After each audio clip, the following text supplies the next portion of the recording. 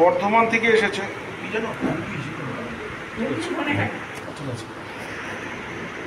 কেসটি হচ্ছে pain in both lumbar region up to knee joint and pain in both shoulder joint. পেশেন্টটি 80 বছর বয়স। অনেকের তো একটু জিপটা দেখান, তো একটু জিপটা দেখান। ক্লিয়ার ফার টাং, অনেকটা ফ্লোরিক অ্যাসিডের মতো বলতে পারে, নাইট্রিক অ্যাসিড, তবে এই টাংটা একটু ফ্লুরিক অ্যাসিড মতো লাগছে।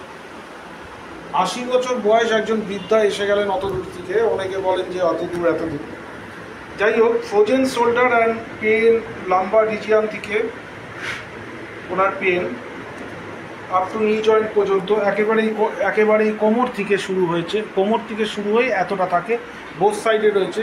This is the symptom of sciatica pain, কারণ সায়াটিকা নার্ভ অরিজিন হয় কোমর থেকেই। আমাদের L3, L4, L1, S1, S2 এই পজিশন থেকে সায়াটিকা নার্ভ অরিজিনেট হয়, হয়ে আপ টু তারপর নেমে টিবিয়া ফিমোরাল নার্ভ হয়ে ওই দুটো হাঁটুতে এসে, হাঁটু থেকে এসে তারপর অ্যান্টিরিয়ার আর পস্টেরিয়ার টিবিয়াল নার্ভ হয়ে সামনের দিকে বেরিয়ে চলে আসে আর কি।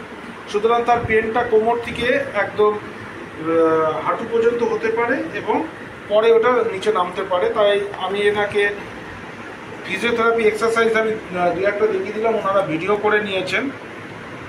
আর ফ্রোজেন শোল্ডার আমি ব্যায়াম দেখিয়ে দিয়েছি, কারণ হাত তুলতে পারছিলেন না, গ্লিয়ারজিন নেন ইঞ্জেকশন। সুতরাং অনেক দিন ধরে, কতদিন সুগার আপনার? কত হবে? 10 বছর ধরে সুগার চলছে। সুতরাং ফ্রোজেন শোল্ডার ডেভেলপ করেছে, বলছে দুটো কাঁধেই খুব ব্যথা। এখন ব্যাপারটা হচ্ছে, এর জন্য আমি এক্সারসাইজ দেখিয়ে দিয়েছি। আর আমি কেন থুজা প্রেসক্রাইব করলাম, এনার একটা হিস্ট্রি আছে এক্ল্যাম্পসিয়া। তো একদম প্রথম বাচ্চা মারা গেছিলো এবং সেই যে খিঁচুনি আজও মনে পড়ে এবং ঘুমের মধ্যে চিৎকার করে করে ওঠে।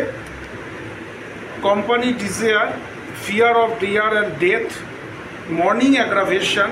কেন থুজা প্রেসক্রাইব করলাম আমি, সেন্সেশন টু হিট, ফিশ ভালোবাসে, আর ওয়াটস রয়েছে। আর এটা পুরোপুরি জেনুইনলি অর্থোপেডিক কেস। সুতরাং আর বেশি কেস হিস্ট্রি নেওয়ার প্রয়োজন হবে না। এখানে ফিজিওথেরাপি এক্সারসাইজ অনেক বেশি ভালো কাজ করবে। এই রাইট সাইডে খুব ভালো কাজ করে হচ্ছে নাফিলিনিয়াম, আর লেফট সাইডে কোলোসিনথিস খুব ভালো কাজ করে। আমি ওটা প্রথম দেবো ভেবেছিলাম। ফ্রোজেন শোল্ডারে যেমন আর্নিকা খুব ভালো কাজ করে।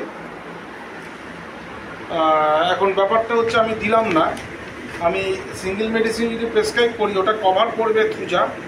কেন দিলাম, তার কারণ হচ্ছে মর্নিং অ্যাগ্রাভেশন আছে, ডেথ, ফিয়ার অফ ডেথ, এটা কিন্তু মানে ওনার মারাত্মকভাবে রয়েছে, আর এক্ল্যাম্পসিয়া হিস্ট্রি রয়েছে, যার জন্য থুজা 50 মিলিসিমেল স্কেল অফ পোটেন্সিতে আমি প্রেসক্রাইব করেছি। কীভাবে করতে হয় আমি সবাইকে লিখে দিই। Thank you very much.